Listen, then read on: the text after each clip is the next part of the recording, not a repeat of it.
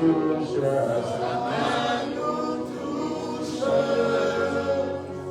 sa main nous touche, sa main nous touche, oh, sa présence est là, sa présence est là, sa main nous touche, sa main nous touche, tu le fais bien, yes, et sa main nous touche, sa main, oh, son onction est là, son onction est là, sa main nous touche, sa main nous touche, yes. Ah, sa main nous touche, sa main nous touche. Père, merci pour cet instant, merci pour la suite, merci pour ta gloire, merci pour ta présence, merci pour l'esprit, merci pour tout. Nous savons que tu es là, Père. On peut déjà sentir de manière palpable ta présence ici. Quand il s'agit de toi, Père, toi tu viens. Tu as dit qu'il y avait 2 ou 3 réunions, ton nom tu es au milieu d'eux. Et ce que j'aime, c'est que là où il y a l'esprit du Seigneur, il y a la liberté. On a la liberté d'adorer, on a la liberté de chanter, d'acclamer, de sauter, de pousser des cris de joie, de danser. Nous avons la liberté, car nous l'avons obtenu par toi à la croix de Golgotha. Et hier, Père, nous avons célébré la Pentecôte, le jour de la naissance de l'Église, Père. Car tu as Golgotha, l'Église, la plus ferme, mais c'est le jour de la Pentecôte de la vie. Et Père, nous célébrons cela. Nous célébrons parce que toute cette semaine, tu seras avec nous, à commencer par le culte de l'Église, avec celui que tu as fait dans ta vie, pour parler de ta part, et tu vas faire le temps de gloire. Merci de ta présence. Merci de la guérison de les enfants. Merci de ta présence.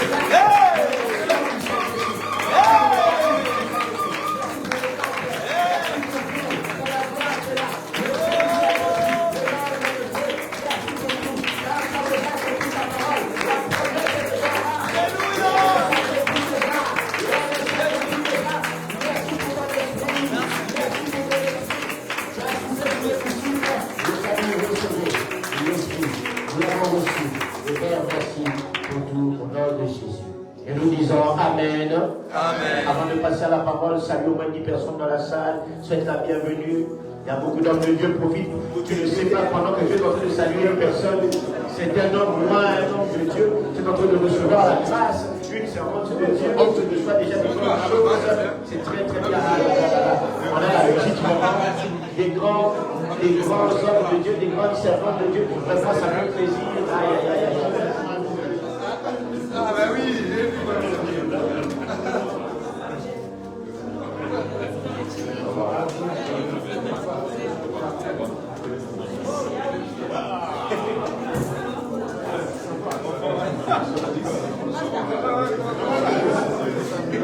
Oui, c'est la capacité précieuse. On aime se saluer avant la prédication.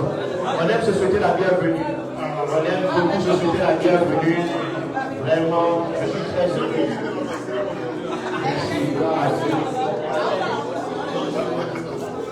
Dieu vous bénisse, Dieu vous bénisse.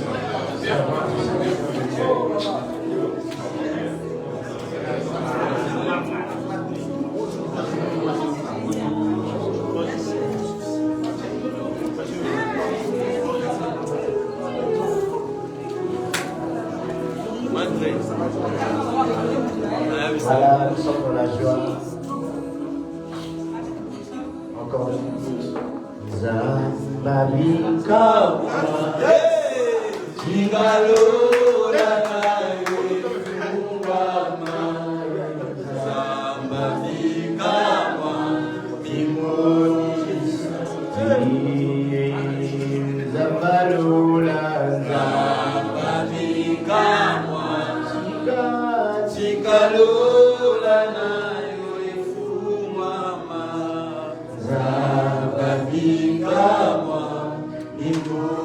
est-ce que tu peux le faire bien?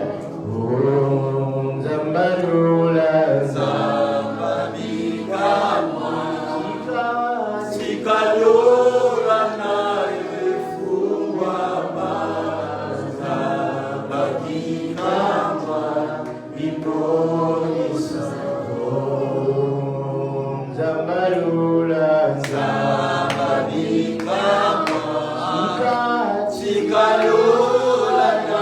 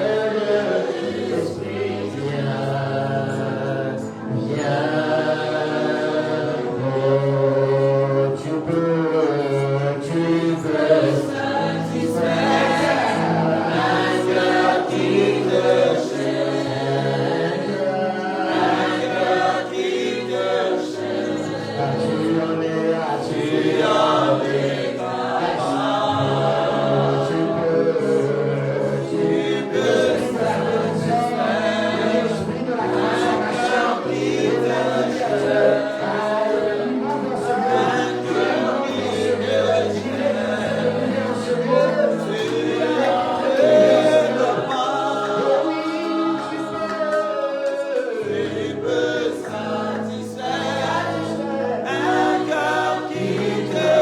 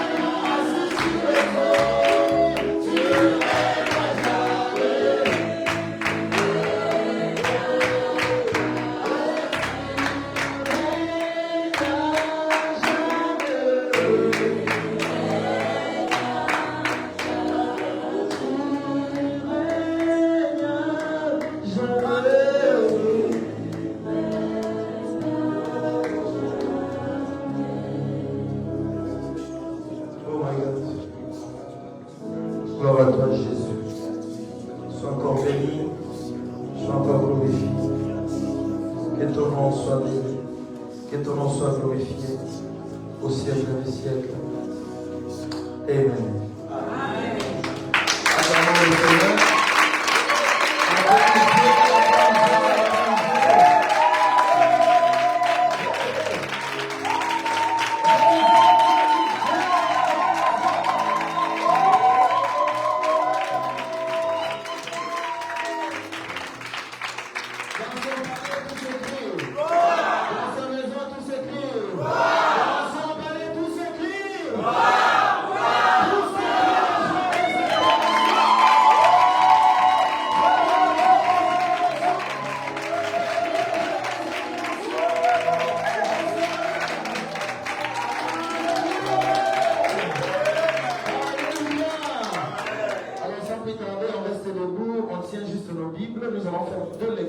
Ensuite, on va s'asseoir, je ne veux plus vous déranger. Nos Bibles.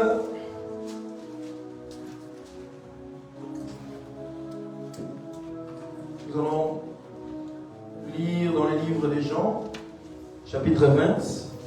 Je bénis Dieu parce que le Saint-Esprit au milieu de nous, nous sommes tellement connectés. Dieu s'est révélé déjà au travers de l'homme de Dieu lorsqu'il était ici en train de conduire les cultes. Donc il a évoqué déjà les textes. Le Saint-Esprit est bon, n'est-ce pas? Amen. Nous sommes dans le livre des Jean, chapitre 20, du verset 19 jusqu'au verset 23. Vous y êtes? Amen. Disons au nom de Jésus. Le soir de ces jours, qui était le premier de la semaine, les portes du lieu où se trouvaient les disciples étaient fermées, à cause de la crainte qu'ils avaient des Juifs. Amen. Jésus vint, se présentant au milieu d'eux, et leur dit, la paix soit avec vous. Et quand il lui dit cela, il leur montra ses mains et son côté. Les disciples furent dans la joie en voyant le Seigneur. Jésus leur dit de nouveau, la paix soit avec vous. Comme le Père m'a envoyé, moi aussi je vous envoie. Après ces paroles, il souffla sur eux et leur dit, recevez le Saint-Esprit. Parole du Seigneur. Amen. Deuxième lecture, Actes des Apôtres 19, qui est notre texte de base. 19, à partir du premier verset, je préfère. Amen. Pendant qu'Apollos était à Corinthe, Paul, après avoir parcouru les hautes provinces de l'Asie, arriva à Éphèse. Ayant rencontré quelques disciples, il leur dit, avez-vous reçu le Saint-Esprit quand vous avez cru? Ils lui répondirent, nous n'avons pas même entendu dire qu'il y ait un Saint-Esprit. Il dit, de quel baptême avez-vous donc été baptisés? Ils répondirent, du baptême des Jean. Alors Paul dit, Jean a baptisé du baptême de repentance, disant au peuple de croire en celui qui venait après lui, c'est-à-dire en Jésus. Sur ces paroles, ils furent baptisés au nom du Seigneur Jésus. Lorsque Paul leur eut imposé les mains, le Saint-Esprit vint sur eux et ils parlaient en langue et prophétisaient. Ils étaient en tout environ 12 hommes. Fermons nos yeux, Père. Je te rends grâce et bénis infiniment ton nom. Merci encore pour cet événement qu'on voyait de très loin et voilà, nous y sommes. Mon Dieu, mon roi, commence avec nous et termine avec nous dans la paix. Règne à maître en ces lieux. Je profite, Seigneur, mon Dieu, mon roi, par le pouvoir que tu m'as donné, dépouiller des armées tous les envoyés du diable qui chercheront à combattre ces moments, qui soient réduits à rien au nom de Jésus-Christ. Je ramène en captivité toute pensée en ces lieux, qu'elle soit captive à ton obéissance ainsi qu'à l'obéissance de ta parole. Seigneur, je te rends grâce de ce que tu m'exauces toujours. Merci pour ce que tu vas faire. Au nom de Jésus, j'ai ainsi prié. Amen. Acclamons le Seigneur et on peut s'asseoir. Amen. Alors je me présente très rapidement pour ceux qui ne me connaissent pas. Je suis votre frère Chink Villa. Amen. Amen. Par la grâce de Dieu, je suis sérieusement complètement marié. Amen. Donc ma femme est là, en train de me filmer. Elle s'appelle Charline, elle est trop belle. Amen. Amen. Je n'ai pas besoin de votre approbation, moi-même je la trouve belle. Amen. Amen. Et par la grâce de Dieu, nous avons 2 petits garçons. Ah non, Dieu est fidèle. Amen. J'ai dit merci au patriarche qui est avec nous ici en esprit, parce que je ne le vois pas. Mais en esprit, je sais qu'on est ensemble. Amen. Lui qui a accepté la mission, aujourd'hui l'œuvre existe. Amen. Amen. Et je dis merci à l'homme de Dieu, le pasteur Joshua, pour cette marque de confiance. Nous étions ici l'année passée, nous sommes encore là pour le même programme. Amen. Merci pour cette marque de confiance.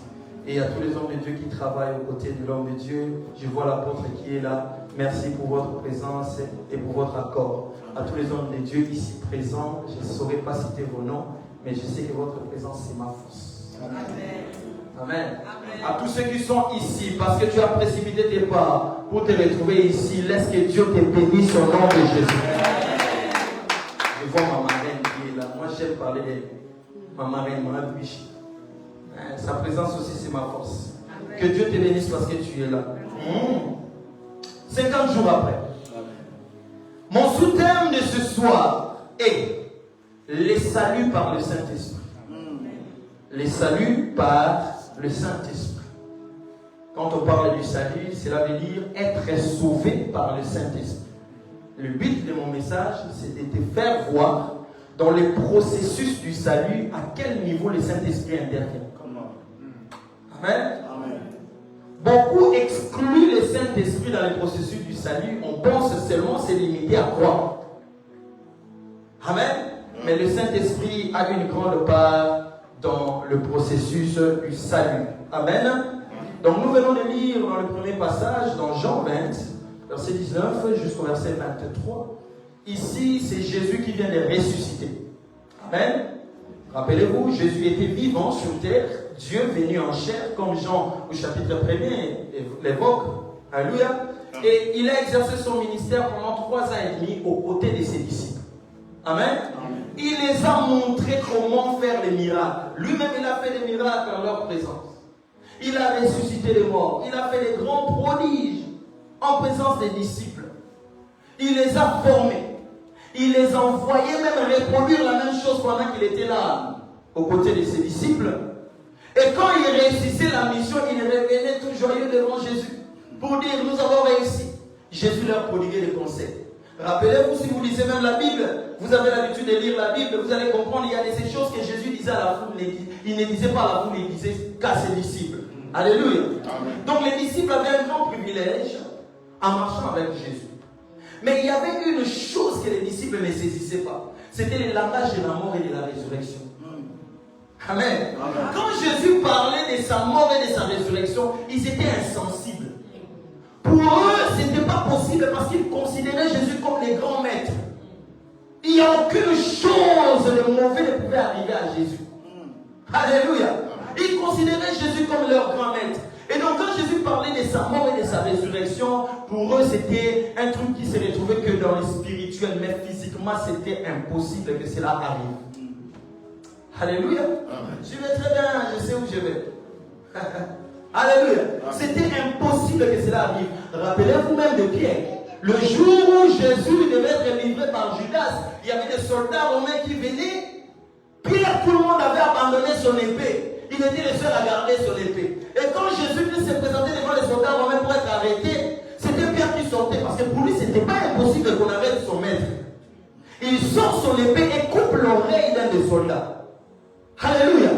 Et tout le monde était étonné. Mais regarde, il y avait un silence en ce moment-là. Le seul qui a agi en ce moment-là, c'était Jésus, qui a pris l'oreille du soldat et a remis. Alléluia.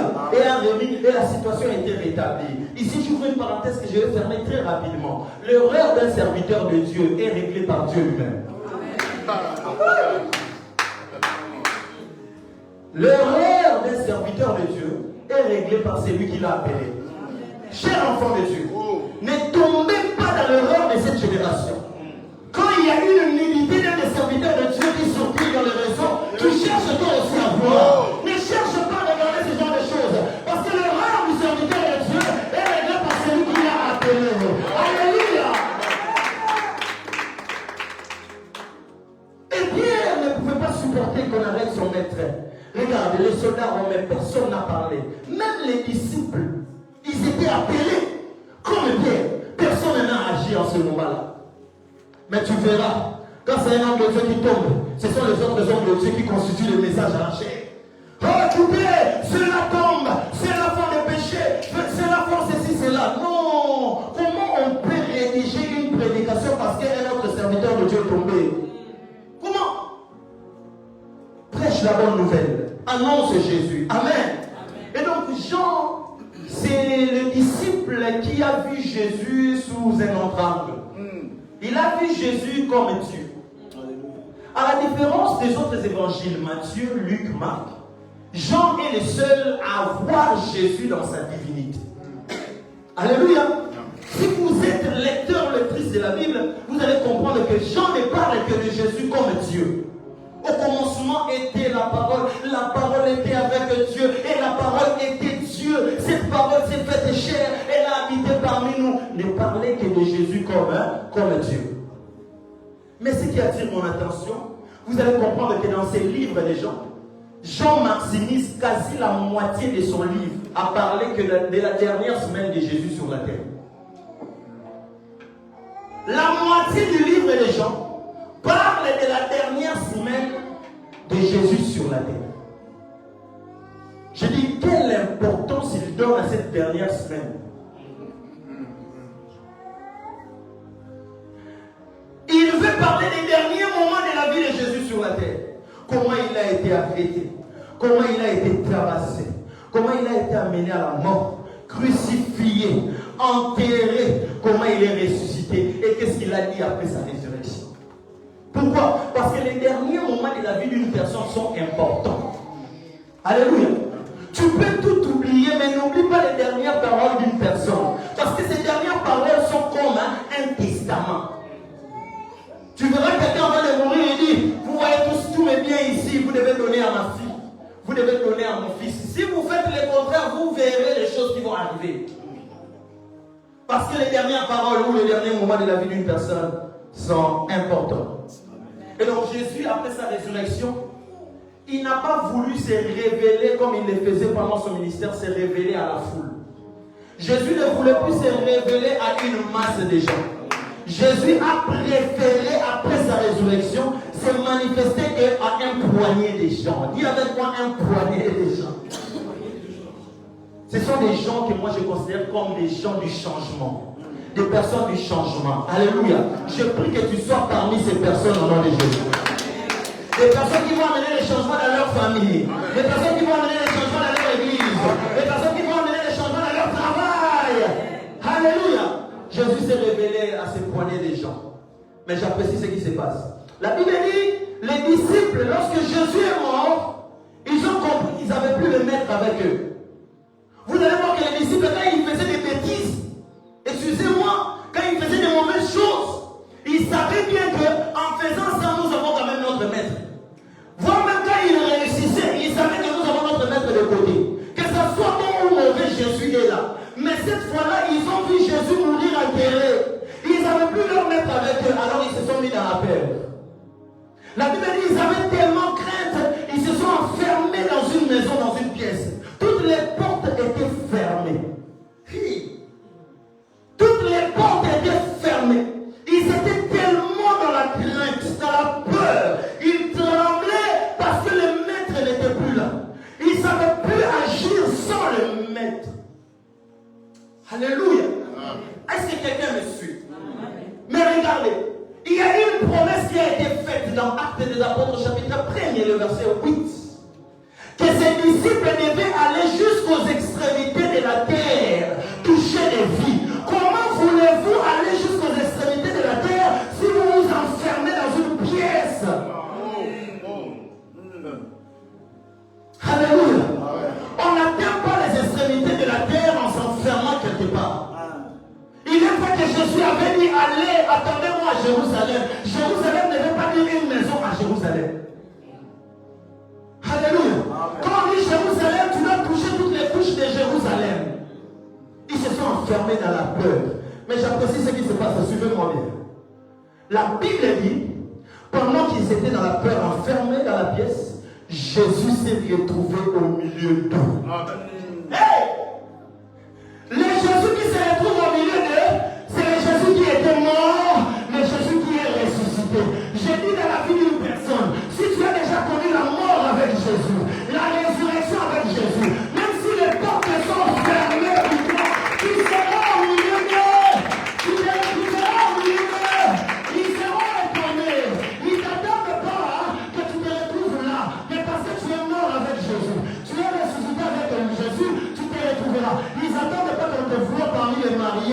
seront étonnés, tu es parmi eux. Ils ne s'attendent pas que tu sois parmi les personnes qui travaillent. Ils seront étonnés que tu es parmi eux. Pourquoi? Parce que nous étions morts avec lui, enterrés avec lui, ensevelis avec lui, ressuscités avec lui. Je vais aller plus loin. Nous sommes assis à la droite du Père avec lui. Il faut leur dire, fermez les portes comme vous voulez. Privez-moi tout ce que vous voulez. Mais ce que je sais, la mort et la résurrection de Jésus me donnent accès à tout. Alléluia. Jésus se retrouve au milieu d'eux. C'est normal qu'ils soient étonnés parce que les portes étaient fermées. Ils considèrent Jésus comme un fantôme. Ils regardent. On était à combien? Ils commencent à compter. Mais le nombre est correct. Et celui-là vient d'où? C'est un fantôme. On ne comprend pas, il vient d'où? Ils étaient en train de trembler. Mais les portes sont fermées. Est-ce que tu avais laissé la porte de la cuisine ouverte? Ils portent, ils vérifient. La porte de la cuisine est fermée. Comment ils se retrouvent là? Où? 50 jours avant, ce sont les choses pareilles qui se passent. Avant 50 jours, quand tu as connu la Pentecôte, la Pâque plutôt, ce sont ces genres de choses qui arrivent. Tu peux percer les murs. Ne t'inquiète pas de toutes les barrières qu'on place devant toi. Tu peux y accéder, tu peux arriver. Tu peux voir au-delà d'une montagne. Regarde la première des choses que Jésus fait. Ça j'aime. Jésus arrive au milieu d'eux. Il dit que la paix soit avec vous. N'est-ce pas, ils tremblaient? N'est-ce pas, ils avaient peur? Jésus a compris. Ce que je vais faire avec ses disciples ne peut pas se faire dans la peur. Je relève deux choses par rapport à cette expression de Jésus. Le fait de dire que la paix soit avec vous. Première chose à garder, à retenir, c'est que rien ne peut se faire sans la paix. Un pays en guerre ne peut pas se développer. Là où il n'y a pas la paix, il n'y a pas de développement. Là où il n'y a pas la paix, il n'y a pas de progrès. Frères et sœurs, la première chose que tu dois chercher en étant enfant de Dieu, c'est la paix de Dieu. Si tu as la paix du cœur, on va te regarder comme ça. Tu n'as pas à manger, mais tu as la paix. Tu n'as pas de mariage, mais tu as la paix. Tu n'as pas de travail, mais tu as la paix. Parce que tout peut venir de la paix. Quand il y a la paix, il y a des investisseurs qui arrivent dans un pays. Deuxième chose que tu dois savoir. Rien ne peut se faire dans la paix, ça c'est la première chose. Deuxième chose, c'est que pourquoi Jésus leur a dit, avant toute chose, il leur a dit que la paix soit avec vous.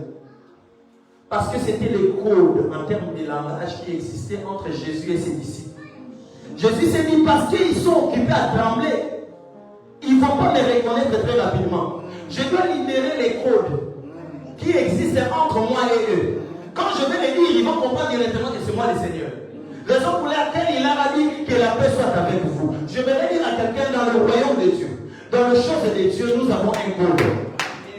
Nous avons le code. Nous avons le code de langage.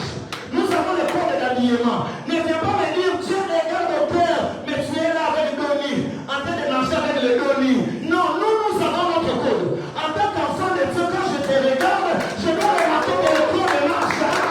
Il y a le code, il y a le code. Jésus avait compris, je dois libérer, activer les codes. Il y a le code de l'habillement, cher pasteur Alisha. Pour un prédicateur, pour un chantre de Dieu, pour un ouvrier de Dieu. Paul dit, tout m'est permis, mais tout n'est pas utile. Tu peux tout mettre, c'est normal, on ne va pas te condamner, mais tu dois comprendre que dans le royaume de Dieu, il y a le code. Regarde, Jésus-Christ, on l'amène à la mort. Pour le crucifier, on tourne les regards, on voit Pierre, on dit, toi là, on remarque la même chose que celui qu'on veut tuer. Parce qu'il y avait le code qui existait entre Pierre et Jésus. Le même habillement, le même langage, la même manière de faire.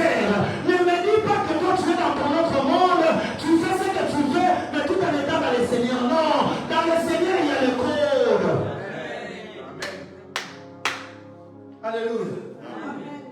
Trois sujets que je tire de ces textes. Premier sujet. Le premier point que je tire de ces textes, après le code, après le langage de Jésus, que la paix soit avec vous. Le premier point. Jésus est mort et ressuscité selon les prophéties prononcées sur lui. Je vous ai dit que pendant son ministère, il parlait de sa mort et de sa résurrection. Les disciples n'arrivaient pas à croire. Ésaïe a prophétisé. Les prophètes ont prophétisé sur sa mort et sa résurrection. Et ces jours-là, c'était l'accomplissement. Il est mort et ressuscité selon les prophéties prononcées sur lui. Regarde ce qu'il fait. Après avoir dit que la paix soit avec vous, il ouvre ses mains. Il dit, venez toucher. Venez toucher. Vous m'avez vu opérer dans mon ministère. Vous m'avez vu être tabassé, mourir, enterré. Voilà, là, je suis réel, je suis ressuscité. Venez toucher.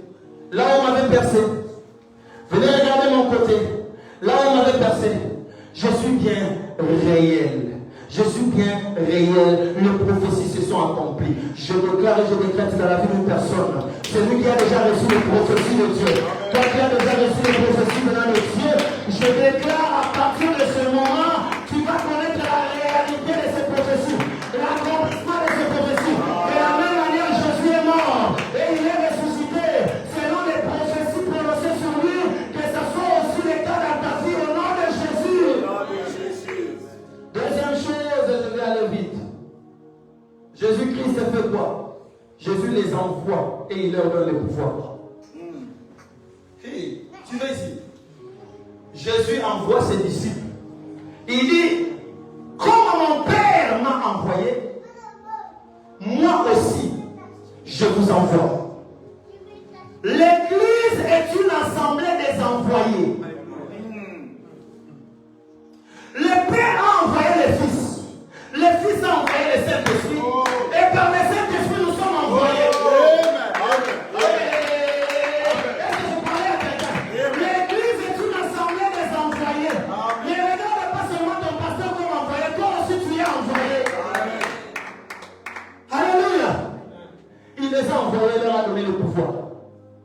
Et le fait de leur donner cette mission, moi j'appelle ça la charte de l'Église. Il les a envoyés pour manifester la même mission que lui. Deuxièmement, pourquoi il les a envoyés? Il leur donne même le pouvoir. Il dit, ceux à qui vous pardonnerez les péchés, il leur sera pardonné. Ceux à qui vous retiendrez les péchés, le pardon plutôt, il leur sera pas retenu. Ça me rappelle ce que Jésus a dit à Pierre lorsqu'il lui a donné les clés de l'église. Il lui a dit, ce que tu lieras sur la terre sera lié dans les cieux. Ce que tu délieras sera délié dans les cieux. Bien aimé dans le Seigneur, tu dois savoir une chose. Dans la mission avec le Seigneur, tu as le pouvoir. Tout ce que tu peux dire peut arriver. Ce que tu peux lier peut être lié. Ce que tu peux délier peut être délié. Cela n'est possible que par la mission ou l'onction de Dieu en toi. Alléluia. Troisième chose, c'est là que je vais décoller avec toi, si seulement si tu es connecté avec moi. Jésus dit ceci. La Bible dit, il souffla sur eux. Dis à ton voisin, il souffla sur eux.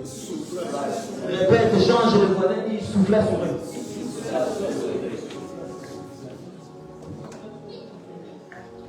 Il souffla sur eux. Les rédacteurs, pour expliquer ce que Jésus a fait, l'acte qu'il a posé, on dit, il a dit quoi? Recevez le Saint-Esprit. Donc le fait de souffler implique la réception du Saint-Esprit. Cela me rappelle Genèse au chapitre 2, le verset 7. La Bible dit, Dieu forma l'homme de la poussière de la terre.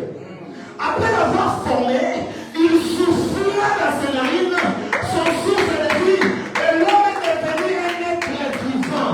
C'est-à-dire, il y a une différence entre un homme formé et un homme créé. L'homme créé, c'est celui qui amène la vie dans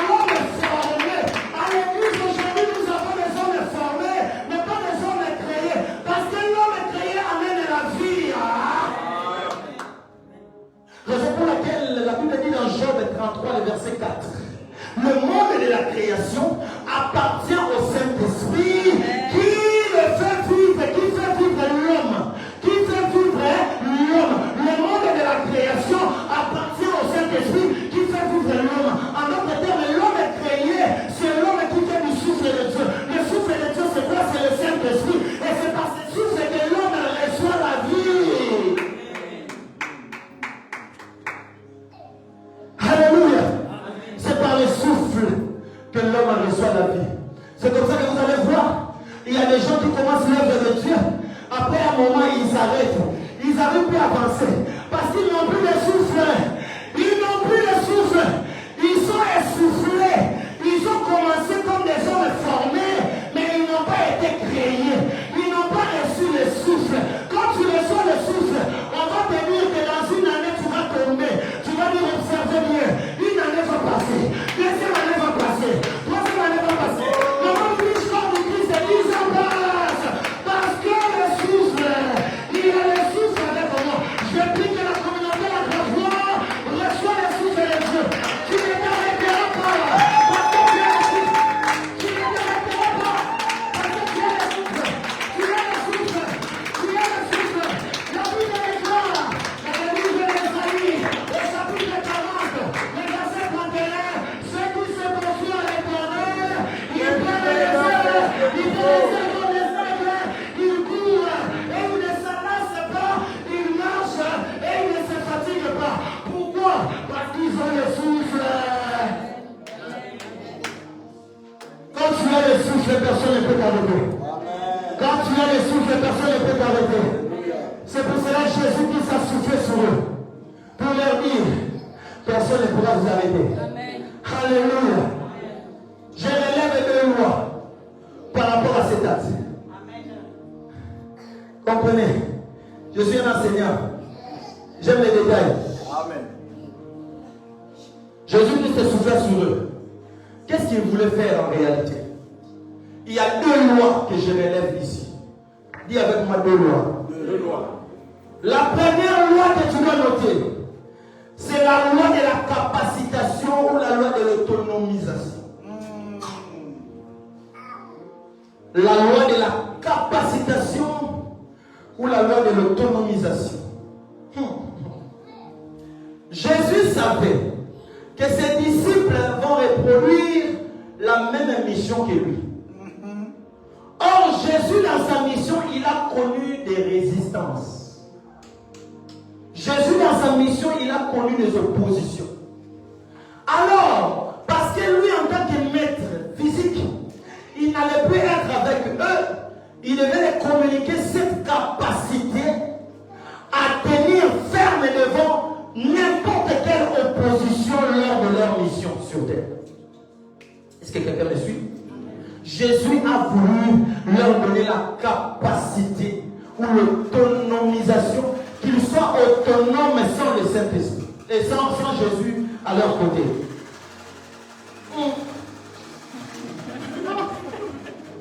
Il souffla sur eux. Il y a des souffles. Alléluia. Amen. My God. Et Dieu seul. Est-ce que tu peux acclamer Dieu? Merci beaucoup, ma soeur. Alléluia. Il voulait leur rendre autonomes. Le fait qu'il ne sera plus, qu'ils soient en mesure d'agir par eux-mêmes, mais tout en ayant leur confiance en qui? En Dieu. La capacitation. Bien-aimé dans le Seigneur, suis-moi bien. Ne puise pas tes capacités auprès des hommes. Amen. Si tu cherches à être capacité par un homme, le jour où il fermera le robinet, tu vas pleurer. Amen. Tu diras qu'il m'a trahi. Alléluia. Amen. Ne t'appuie pas sur un homme et tu seras une personne maudite. Ceux qui se confient à un homme sont des personnes maudites. Appuie-toi sur Dieu. Amen. Fais comme Jésus a dit à ses disciples. Alléluia. Appuyez-vous sur le Seigneur. Ne fais pas comme cet homme près de la piscine de Bethesda. Il a fait 38 ans sans connaître les miracles. Le jour où Jésus se présente devant lui, il dit, veux-tu être guéri? Il dit, je n'ai personne pour me jeter dans l'eau. C'est-à-dire, sa pensée, toute son énergie était sur une personne. Il attendait un homme pour les guérir. Ta vie ne doit pas dépendre d'un homme. Ta vie doit dépendre de Dieu.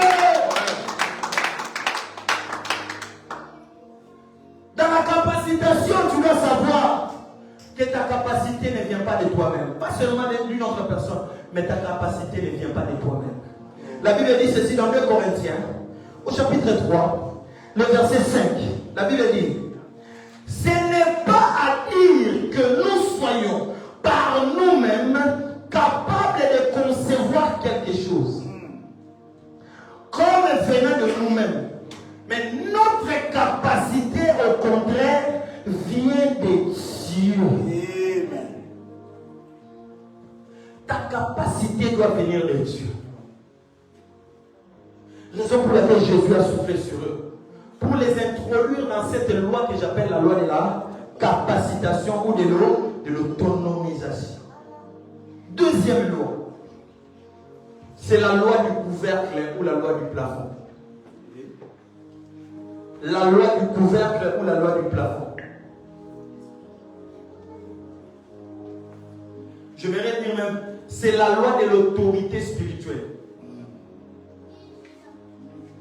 Jésus savait que ses disciples allaient se retrouver dans plusieurs endroits. Peuple de Dieu, frères et sœurs, vous devez savoir une chose. Dans chaque lieu où flaira la plante de tes pieds, il y a des puissances qui résident à cet endroit. Il y a des forces spirituelles qui existent à ces endroits. Alors pour que tu arrives à opérer en tant qu'enfant de Dieu, tu dois te rassurer d'avoir la loi du couvercle avec toi. C'est-à-dire d'avoir une autorité qui est supérieure à toi, mais aussi supérieure à l'autorité qui règne à cet endroit-là. Est-ce que tu bien comprends? Raison pour laquelle dans la vie, je bénis Dieu parce que vous faites partie de cette communauté.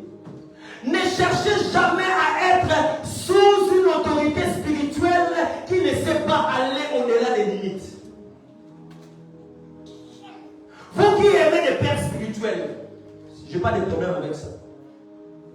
Vous qui aimez les mentors, je n'ai pas de problème avec toi. Mais rassurez-vous que la personne à qui vous donnez l'autorité spirituelle sur vous, c'est quelqu'un qui peut voler comme l'aigle. Et vous tirez avec lui. C'est bien de prendre des parrains. Mais rassurez-vous. Parce que quand tu dis que quelqu'un devient ton parrain, devient ta marraine, tu dois te rassurer de son niveau spirituel. Votre efficacité dépend de la position de votre couvercle. Votre efficacité dépend de la position de votre couvercle. Ils étaient plafonnés. Ils étaient plafonnés, limités dans une pièce. Ils ne savaient pas sortir. Comment voulez-vous libérer les gens si vous-même vous êtes limités? Ils étaient appelés à libérer les gens jusqu'aux extrémités de la terre, mais ils étaient limités dans une pièce. C'est-à-dire en ce moment-là, la loi du couvercle qui était dans leur vie, c'était une loi qui avait des limites. Alors quand le souffle de Dieu arrive, le Saint-Esprit arrive dans la vie d'une personne, c'est pour nous introduire dans une dimension illimitée. Nous amener à aller au-delà des limites. Alors ce sont ces deux lois qui ont manqué aux disciples dans Acte 19, du premier verset jusqu'au 6e verset. Ce sont ces deux lois qui ont manqué à ces gens. Alléluia. Amen. Pasteur Joshua, alléluia. Amen. Gloire à Jésus. Acte 19. J'aime bien ce texte.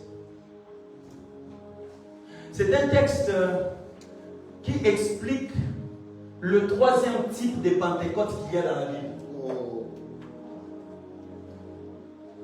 Je te choque. Ça explique le troisième type de Pentecôte qu'il y a dans la Bible. La première Pentecôte a existé dans Acte 2. C'était au milieu de gens purement juifs. Purement juifs. L'Esprit est descendu. La troisième Pentecôte, ça s'est passé dans Acte 10. Dans la maison de Corneille. La Bible dit qu'il n'y avait que des païens. Que des païens, l'Esprit de Dieu les a impactés. Et ici, nous avons un mélange. Païens et juifs. Pour dire, Dieu ne fait exception des personnes. Dieu ne fait exception des personnes. Tu vas voir quelqu'un, il est habitué à me voir chanter, me voir prêcher, il dit, hey, c'est lui là aussi. Toi, tu es qui? Hein? J'ai commencé à prêcher depuis l'année 2007, officiellement, depuis 2007. Je suis prédicateur de la parole. Maintenant, toi, tu m'as connu comme chanteur. Tu me vois en Europe en train de prêcher. Tu es là en train de dire, hey, celui-là, il y a vraiment des chanteurs, vraiment, je ne comprends pas. Tous les chanteurs deviennent des pasteurs, tous les chanteurs deviennent des prédicateurs. Quand toi, tu devenais enfant de Dieu, nous, on était déjà enfants de Dieu. C'est vrai que nous tous, nous aurons le même salaire à la fin. Mais il faut faire très attention à ces choses. Alléluia. Amen. Dieu ne fait exception de eux. Alléluia. Alors, on dit quoi? Que Paul était dans ses voyages missionnaires. Suivez bien. Il a commencé au Corinthe. Et là, il a eu beaucoup de tribulations. Beaucoup de combats. On l'a amené même au tribunal. Heureusement pour lui, ça, si vous lisez dans Acte 18, vous allez voir ça. Heureusement pour lui, Dieu était dans ce plan-là. Qu'il allait connaître des tourments, où ça? Au Corinthe. Et il a fini sa mission en Corinthe. La Bible dit qu'il est passé à Éphèse. Mais ce n'est pas là qu'il devait atterrir. Mais arrivé à Éphèse, il était tellement bien accueilli. Il a apprécié l'accueil. Et les gens d'Éphèse voulaient qu'il reste là. Reste avec nous, reste avec nous. Il les a promis, il a dit, je reviendrai vers vous. Et la Bible dit, il est allé en Asie mineure, il s'est promené dans toute l'Europe. Il est revenu à Éphèse, comme il avait promis. Entre parenthèses, quand tu promets, réalise. Amen. Vous faites trop de promesses. Je viendrai à l'église. Nous, on fait l'évangélisation, on se promène, on se fatigue pour te parler, toi. Tu me promets de venir et tu ne viens pas.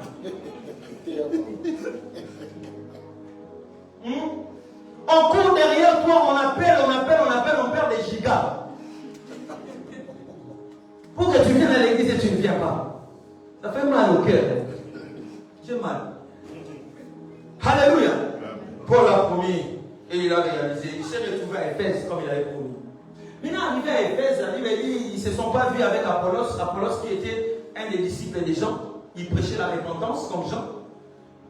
Apollos qui a quitté Éphèse pour aller au Corinthe, un peu pour poursuivre la mission. Ils ne se sont pas vus. Mais lui, à Éphèse, il observe, il voit un groupe de gens. La Bible les appelle des disciples. Après, je ne sais pas pourquoi on les appelle des disciples. Amen. Ce que je sais, Jésus dit dans Jean 13, il dit que on vous reconnaîtra comme mes disciples si vous avez l'amour. Alors je ne sais pas si Paul avait vu l'amour au milieu d'eux, s'ils étaient en train de manifester une générosité quelconque, et s'ils étaient en train de partager la parole entre eux, ça a attiré l'attention de Paul, ça je ne sais pas, on les appelle quand même des disciples. Et donc, Paul en les observant, il constate qu'il y avait une anomalie. Dis après moi anomalie. Il voit, il y avait quelque chose qui n'allait pas. Il dit, je le vois, ils sont comme des disciples, mais il y a quelque chose qui ne va pas. Alors, il s'approche, curieux. Si c'était toi, de loin comme ça, qu'est-ce qu'il fait là? Ne critique pas quelqu'un de loin sans avoir des informations de sa propre bouche. Moi, viens critiquer pasteur Adi Chaitel, il est là. Une fois tu finis, moi je pars le voir. Tu finis seulement comme ça, dès que tu mets point à ton discours, je pars le voir. Moi, si on parle le mal de moi, tu entends cela et tu ne viens pas me voir après, tu deviens mon ennemi. Parce que tu peux me tuer. Quand tu as des informations sur moi, cherche-moi tout juste après. Discute avec moi. Beaucoup de gens ont été traités d'impudiques de loin parce qu'on les voit haut, parce qu'on la voit belle. Tandis que si tu l'approches, tu verras comme ça, la personne n'a jamais connu d'homme, la personne n'a jamais connu de femme. Tu vois quelle souffrance peut installer dans le cœur d'une personne pareille. Faisons très attention de critiquer de loin. Tu ne sais pas comment l'homme de Dieu mange chez lui à la maison et tu viens, celui-là aussi, il vient en retard. Il s'est battu pour venir, il n'a même pas de carburant. Est-ce que tu te poses la question comment il met les carburants? Tu critiques l'homme de loin. Alléluia. Là, je prends ma peau d'évangéliste et j'ai envie d'insister là-dessus. Alors, Paul a remarqué cela, il dit, je ne vais pas critiquer de loin, je dois les approcher, savoir vraiment si ce que je vois, c'est ce qui est réel. C'est là qu'il pose la question. Avez-vous reçu le Saint-Esprit le jour où vous avez cru? Je vais le dire autrement. Je vais le dire autrement. Amen. Vous dites que vous êtes sauvés. Est-ce que vous avez le Saint-Esprit? C'est ce qu'il voulait dire. Vous dites que vous êtes sauvés. Mais est-ce que vous avez le Saint-Esprit? Et la réponse de ses disciples essaie de réconforter la suspicion de qui? De Paul. Les disciples disent, ils ont répondu en disant, nous n'avons même pas entendu parler du Saint-Esprit. Alors ça devient compliqué. Paul s'est dit, je n'avais pas tort de comprendre les choses de cette manière. Alléluia. Je n'avais pas tort. Mais par là déjà je comprends comment tu peux désirer le Saint-Esprit sans avoir la connaissance du Saint-Esprit. On est rempli du Saint-Esprit après avoir tiré des informations sur le Saint-Esprit. Yes. Ne pas avoir entendu parler du Saint-Esprit implique que les disciples n'avaient pas la connaissance du Saint-Esprit. Qui dit connaître dit intimité. Adam connut Ève, c'est-à-dire Adam était rentré en intimité avec Ève. C'est lorsqu'on sera en intimité avec le Saint-Esprit qu'on pourra mieux le connaître et qu'on sera plus rempli de lui. Ils n'avaient pas d'intimité. C'est-à-dire ils étaient disciples en train de servir Dieu, mais sans avoir Dieu. Il y a beaucoup par religiosité croient qu'ils sont sauvés, mais en réalité ils ne sont pas sauvés. Le fait de venir à l'église ne fait pas de toi une personne sauvée. Le fait de donner ta dîme ne fait pas de toi une personne sauvée. Alléluia. Parce que là tu vis dans ce qui est pratique, la religion. Je dois faire ça, je dois faire ça. C'est très bien et j'encourage.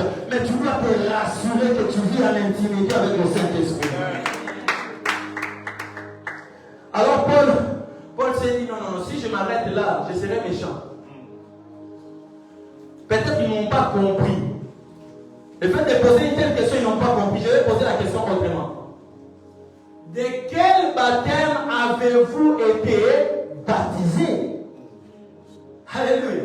De quel baptême avez-vous été baptisé? Vous allez comprendre que par ces deux questions, Paul est en train de relever aussi les deux moments qui existent pour recevoir le Saint-Esprit. Une personne peut recevoir automatiquement le Saint-Esprit au moment où il croit. Avez-vous reçu le Saint-Esprit le jour où vous avez cru? Donc quand tu crois, il est possible d'être impacté directement par le Saint-Esprit. Et le deuxième moment, c'est le moment du baptême.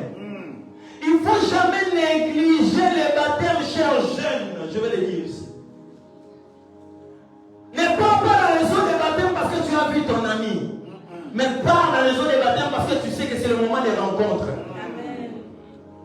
La Bible dit le jour où Jésus venait pour se faire baptiser, il met ses deux pieds dans le Jourdain, le ciel s'ouvre et l'Esprit de Dieu est descendu sous forme d'une colombe. Et une voix est sortie du ciel pour dire, celui-ci est mon fils bien-aimé en qui j'ai mis toute mon affection. Écoute Londres, écoutez-le. Quand tu as le Saint-Esprit, on t'écoutera. Quand tu as le Saint-Esprit, tu parleras, on t'écoutera. Parce que l'ombre vient du ciel. Quand l'Esprit de Dieu descend, on doit t'écouter. Quand tu es impacté par le Saint-Esprit, on doit t'écouter. Toi qui n'étais pas écouté par ton mari, qui n'était pas écouté par ton patron, après ce soir, on écoutera ta voix. Alléluia. Les deux façons qu'on peut recevoir le Saint-Esprit. Il existe d'autres que je vais évoquer d'ailleurs dans quelques minutes. Alors, ces disciples ont répondu, nous avons reçu les baptêmes des gens. Ah, Paul dit, donc j'avais raison. Je peux conclure mes analyses, mes enquêtes, mon expertise. Je m'arrête ici ici, ces gens ici n'ont pas réellement été sauvés. Ils n'ont pas été sauvés. Paul commence à expliquer maintenant à ses disciples en disant, vous avez reçu le baptême des gens, oui. Jean a baptisé, c'était le baptême de repentance. Il prêchait, repentance c'est métanoïa, c'est-à-dire changer de direction. Alléluia, changer de vie. Tu t'es dirigé vers le péché, tu arrêtes la voie du péché et tu prends la bonne voie. C'est ça la repentance. Mais il n'est dans le seau de baptême. Pour les baptiser, sous forme d'un baptême de repentance. Alléluia. Et alors, c'est là que Paul commence maintenant à exhorter. Il ne suffit pas de changer de voie. Il ne suffit pas de se repentir, mais il faut aussi croire au Seigneur Jésus. Et il prêchait comme ça avec humilité. Parce qu'il y a d'autres, du fait qu'ils sont trop avancés dans les choses de Dieu, quand ils se mettent pour prêcher, ils essayent de dénigrer les autres. Suivez-moi ici. Ils essayent de dénigrer les autres. Mais Paul ne dénigrait pas les autres. Paul, il essayait de les faire avec beaucoup d'humilité. Amen. Alors ses disciples ont cru au Seigneur Jésus. Et la Bible dit, Paul les a amenés dans le seau des baptêmes et ils étaient baptisés. Ils n'étaient pas encore baptisés, ils n'étaient pas encore en plus baptisés, mais ils étaient baptisés. C'est-à-dire leur baptême commençait par là. Tout ce que tu as connu comme baptême avant, ce n'est pas ça le baptême. Le baptême, c'est au nom du Seigneur Jésus. Amen. Je suis bien dans la doctrine. Parce qu'on connaît les églises. Nous, on baptise d'abord. On a notre père spirituel appris après on a. La Bible me dit qu'ils étaient baptisés au nom du Seigneur Jésus. Donc ce que tu dois retenir ici, c'est que les saluts nécessitent la pleine croyance et la réception du Saint-Esprit. Amen. Tu ne peux pas te déclarer sauvé si tu n'as pas la pleine croyance et la réception du Saint-Esprit. Donc, le fait d'abandonner ta mauvaise foi, de se repentir, ne suffit pas. Le fait de passer dans le seau de baptême ne suffit pas. Mais au-delà de tout, pour que ton salut soit total sur la terre, je ne dis pas le salut définitif. Mais le salut soit total sur la terre, tu dois avoir le Saint-Esprit. Alléluia. Est-ce que quelqu'un m'entend? Il ne suffit pas d'abandonner ta mauvaise voie. Parce qu'il y a des gens qui ont une vie morale irréprochable. Ils ne partent pas à l'église, ils ne payent pas leur dîme et ils ne pêchent pas. Ils s'enferment à la maison, vous connaissez ce genre de personnes. Hein? Ils s'enferment à la maison, ils ne pêchent pas. Mais ces personnes-là ne sont pas sauvées. Pour être sauvé, tu dois suivre ces processus. Croire, se faire baptiser, se repentir, mais au-delà de tout, avoir le Saint-Esprit. Alors vous allez me dire pourquoi le Saint-Esprit? Je vais vous répondre tout de suite. Pourquoi absolument tu dois avoir le Saint-Esprit? Parce que le Saint-Esprit est Dieu. Amen. Amen. Le Saint-Esprit est Dieu. En français, des fois, ça sonne bien, mon pasteur. Quand tu entends quelqu'un, Saint-Esprit vient, je ne sais pas ce qui se passe dans sa tête, mais Saint-Esprit vient, Saint-Esprit descend, Saint-Esprit agit. Mais en lingala, il y a certaines personnes qui disent Moli mo eya, Moli mo ekita, Moli mo esala. Je ne connais pas dans d'autres langues. Le Saint-Esprit n'est pas une chose. Amen. Tu dois dire Moli mo aya, Moli mo akita. Parce que le Saint-Esprit est Dieu, est une personne. Alléluia. Amen. Le Saint-Esprit est Dieu. Retiens la sagesse. Si tu considères le Saint-Esprit comme une chose, tu l'utiliseras. Mais si tu le considères comme Dieu, il t'utilisera. J'ai envie de le répéter. Si tu considères le Saint-Esprit comme une chose, tu l'utiliseras. Mais si tu le considères comme Dieu, il t'utilisera. Alléluia. Pourquoi le Saint-Esprit? Deuxième chose, parce que le Saint-Esprit est le sceau ou la marque marque de Dieu qui confirme notre identité en Christ. Le Saint-Esprit est le sceau ou la marque de Dieu qui confirme notre identité en Christ. Nous allons lire dans le livre d'Éphésiens, au chapitre 1er, du verset 13 jusqu'au verset 14. Éphésiens 1, 13 à 14, la Bible dit ceci, lisons ensemble. En lui, vous aussi, après avoir entendu la parole de la vérité, l'évangile de votre salut, en lui, vous avez cru et vous avez été scellés du Saint-Esprit qui avait été promis, lequel est un gage, dis après moi gage, est un gage de notre héritage pour la rédemption de ceux que Dieu s'est acquis à la louange de sa gloire. J'aime la version parole de Vicky qui dit ceci. Dans le Christ, vous aussi, vous avez entendu la parole vraie, la bonne nouvelle qui vous sauve. Ensuite, vous avez cru dans le Christ et Dieu vous a marqué d'un signe. Oh my God. Cette marque, c'est le Saint-Esprit qui l'a promis. C'est-à-dire quand tu crois et que le Saint-Esprit vient dans ta vie, c'est comme si tu as les signes pour qu'on te remarque comme enfant de Dieu. Tu es marqué, c'est un sceau. Et la Bible dit c'est un gage. Qui dit gage dit une acompte, une garantie. Donc c'est-à-dire Dieu nous a donné la garantie du ciel en nous accordant le Saint-Esprit. Tu veux te rassurer si tu iras au ciel. Regarde-toi, as-tu reçu déjà le Saint-Esprit? Tu veux savoir si tu iras au ciel ou pas? Tu dois te rassurer si tu as la garantie. Est-ce que tu as la compte avec toi? C'est comme ça que Paul a posé la question. Ces gens ici, vous êtes pressés d'aller au ciel. Avez-vous reçu le Saint-Esprit les jours où vous avez cru? Le Saint-Esprit, c'est une anticipation de Dieu dans notre vie. Quand on parle de sceau, le sceau, c'est comme les cachets. Vous recevez vous tous des documents administratifs. Vous voyez, il y a des cachets, c'est le sceau. C'est pour authentifier le document. C'est pour rendre vrai le document. C'est-à-dire, quand tu reçois le Saint-Esprit, tu es authentiquement fils et fille de Dieu. Amen. Ne négligez jamais le Saint-Esprit. Ici, j'aime. Le sceau, ça peut être aussi un cadenas. Vous avez vu, dans Éphésiens, il est dit quoi? Vous avez été scellés du Saint-Esprit. Qui a déjà vu une maison scellée? Un bâtiment qui est scellé. Alléluia. Quand on dit le bâtiment est scellé, c'est pour dire la personne qui n'est pas autorisée ne peut pas y accéder.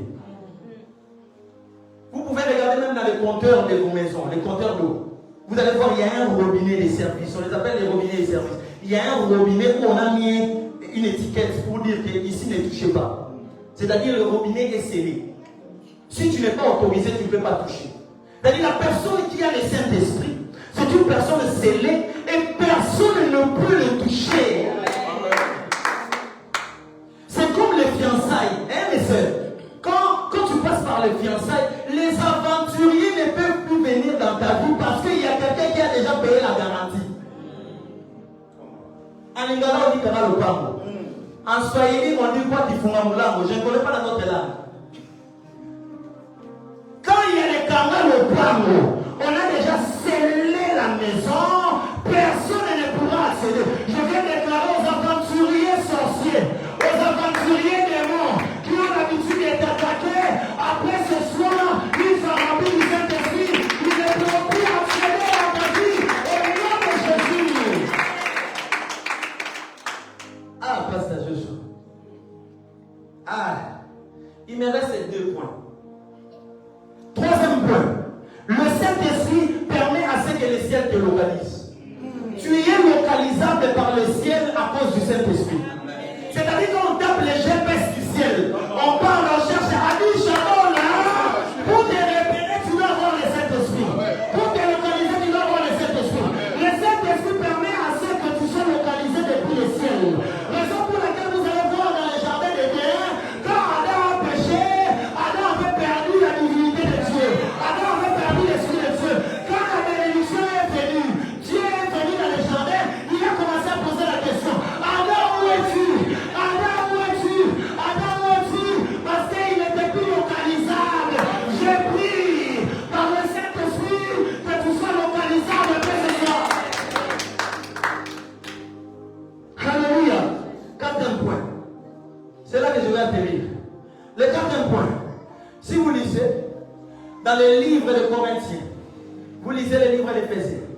On parle de Jésus comme la tête. On parle de Jésus comme la tête. Et pourtant, Luc 9, 58, 62 nous dit ceci. Les renards ont leur tanière. Les oiseaux ont leur nid. Mais le Fils de l'homme n'a pas un endroit où poser sa tête. En réalité, Jésus ne parlait que de lui-même parce que c'est lui la tête. C'est-à-dire la tête est là, mais la tête cherche l'endroit où se poser. Et c'est par le Saint-Esprit. C'est par le Saint-Esprit. C'est par le Saint-Esprit. La Bible dit, le corps a été formé pour que la tête se pose dessus. Le corps a été formé pour que la tête se pose dessus. Le Fils de l'homme a besoin de du corps. Le Fils de l'homme a besoin de du corps. Le Fils de l'homme a besoin de du corps. C'est parti de ce corps. C'est parti de ce corps. C'est parti de ce corps. Le soin est Saint-Esprit. Et tu seras parti de ce corps. Le soin est Saint-Esprit. Et tu seras parti de ce corps. Raison pour laquelle Jésus dit ceci. Quand le Saint-Esprit viendra, il me glorifiera. C'est-à-dire, il me placera au-dessus. Il me glorifiera. Il me donnera ma place. Alléluia. Et vous savez pourquoi? Parce que le corps n'a pas d'huile. Le corps n'a pas d'onction à donner. L'onction du corps vient de la tête. Le psalmiste dit dans Psaume 23. Tu réunis ma tête et ma coupe est bon. Tu réunis ma tête et ma coupe est bon. Tu réunis ma tête et ma coupe est bon. Tu as besoin de l'onction. Désire que la tête soit sur toi. Jésus-Christ peut se réunir. Jésus-Christ peut se réunir pour qu'il règne. Tu dois désirer le Saint-Esprit. Alléluia. Et c'est ce qui confirme qu'il nous a bel et bien l'enlèvement. Pourquoi?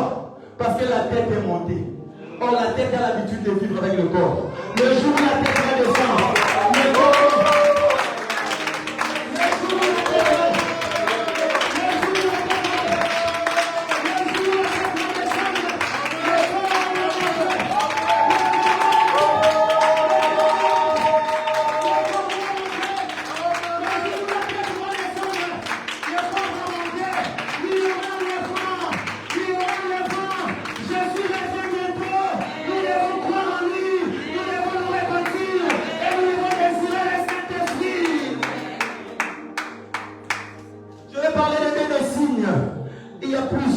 plusieurs signes.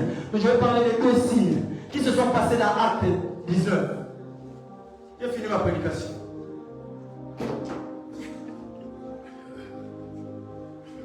La Bible dit, Paul les a imposé les mains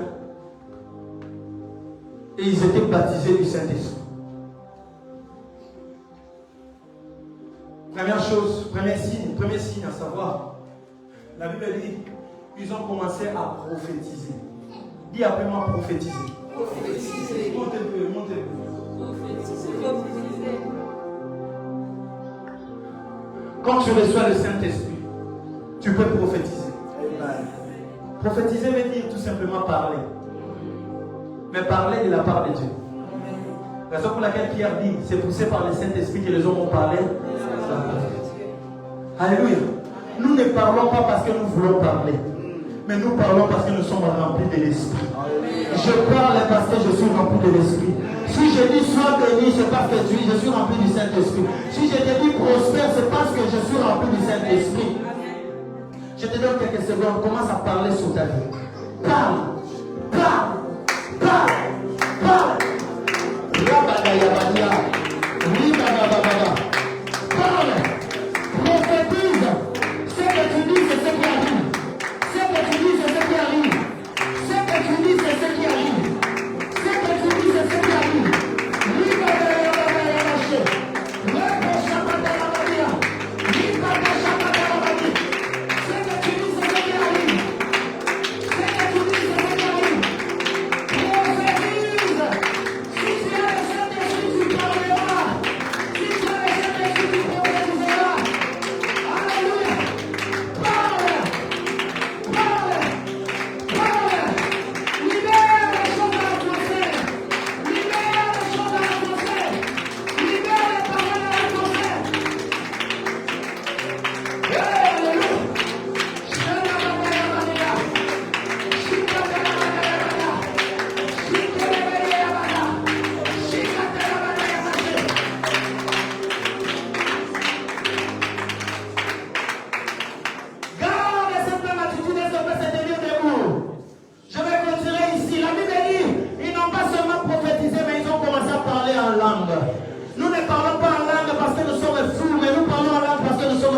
Saint-Esprit. Commence à libérer maintenant le langage spirituel. Oh, est-ce qu'on peut parler en langue maintenant? Est-ce qu'on peut parler en langue maintenant? Est-ce qu'on peut parler en langue maintenant?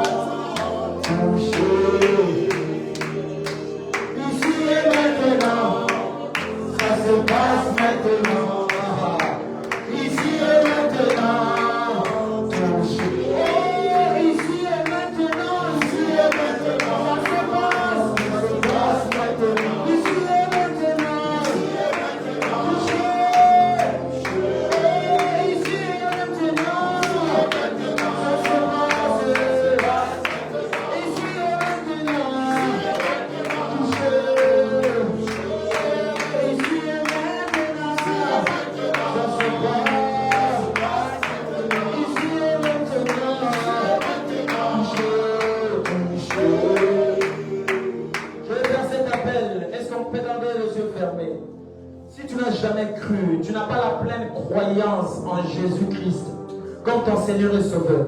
Tu servais Dieu, mais tu ne comprenais pas c'est quoi être sauvé réellement. Tu peux t'approcher. N'aie pas honte. Si tu te crois loin de Dieu, tu n'as jamais reçu Jésus comme Seigneur et Sauveur, ou soit tu as déjà reçu, mais tu te vois loin de Dieu. Approche-toi. Gloire à Jésus. Avancez, avancez. Je n'ai pas beaucoup de temps avant de rendre le micro. Rabada, tu as bien fait de t'agenouiller. Oh Manda Rabada Yabadi. Oui, Bada, quand tu es dans la foule, continue à parler en langue. Continue à parler en langue. Oui, Bada Yabashekete. Rabada Yababa. Dispose-toi. Est-ce que tu peux lever tes deux mains à moitié, à moitié? Tu vas faire cette prière après moi. Dis après moi, Seigneur Jésus, j'ai compris ta parole. J'ai compris ta parole. Aujourd'hui, je viens me prononcer devant toi. Je crois en toi. Je crois en ta parole. Je crois en toi comme mon Seigneur et mon Sauveur. Je prends la décision, avec l'aide de ton esprit, de marcher avec toi tous les jours de ma vie. Que ma vie t'appartienne à partir de maintenant. Saint-Esprit, ne me laisse plus seul dans mes décisions. Partout je veux me retrouver. Esprit de Dieu, sois avec moi. Que ma vie soit à toi, Jésus. Maintenant, juste à ton retour. Au nom de Jésus. Amen. Est-ce que tu peux acclamer Dieu? Bienvenue dans la maison du Seigneur. Bienvenue dans la maison du Seigneur. Bienvenue, bienvenue, bienvenue. Bienvenue, bienvenue, bienvenue. Que Dieu vous bénisse. Que Dieu bénisse sa parole. Je laisse le micro à l'homme de Dieu.